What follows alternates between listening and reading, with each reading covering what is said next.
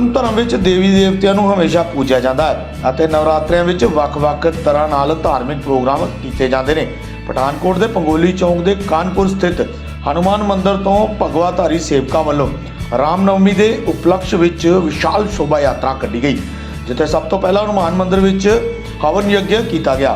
इस बारे दसदे हुए भगवाधारी सेवकों ने दस्सिया कि हिंदू समाज के लोगों के सहयोग नाल यह विशाल शोभा यात्रा कढ़ी जा रही है। जय श्री राम के जयकारियां नाल यह शोभा यात्रा कानपुर हनुमान मंदिर तो शुरू हुई, जो वख-वख थावां तो हुंदी हुई शाहपुर कंडी श्री लक्ष्मी नारायण मंदिर विखे पहुंची, जिथे शोभा यात्रा का भारी स्वागत किया गया। तुहानूं दस दईए कि जिथों भी शोभा यात्रा निकली, लोगों का भरवां हुंगारा इस शोभा यात्रा नूं मिलिया ਅਤੇ ਥਾਂ-ਥਾਂ ਤੇ शोभा यात्रा ਵਿੱਚ शामिल होए श्रद्धालुओं ਲਈ लंगर पानी की व्यवस्था की गई सी। इस शोभा यात्रा ਵਿੱਚ भारी गिणती ਵਿੱਚ लोगों ने हिस्सा लेंदे हुए इस यात्रा नूं सफल बनाया।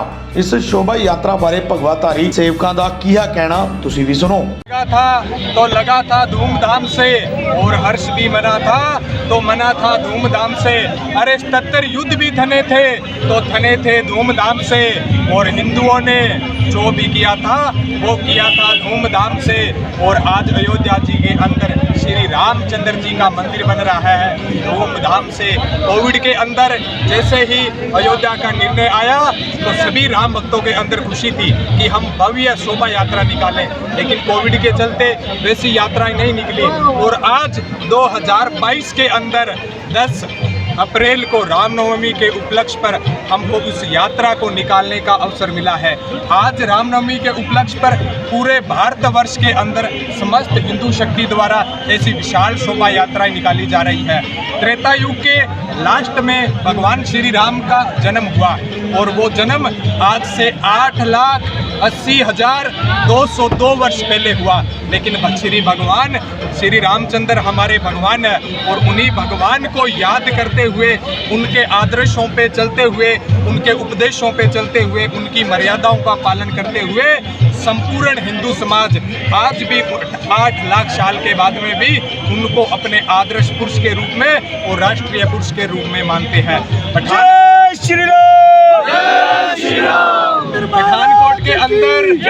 पठानकोट के अंदर पिछले बार भी रामनवमी पे यात्रा निकली थी, लेकिन वो संख्या कम थी।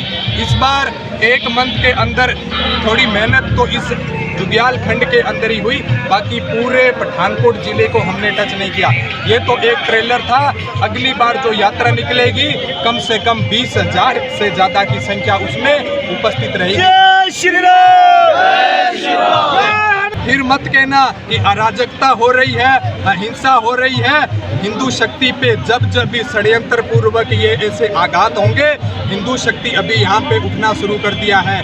और ये जो धर्मांतरण की गतिविधियाँ है ना, उनको खुली चेतावनी है कि जैसे ही अभी गांव में कोई दिखा तो उसके हाथ पांव टूटे तो उसकी गारंटी कोई हिंदू शक्ति नहीं लेगा। उसके जिम्मेवार वो खुद होंगे। क्यों होंगे?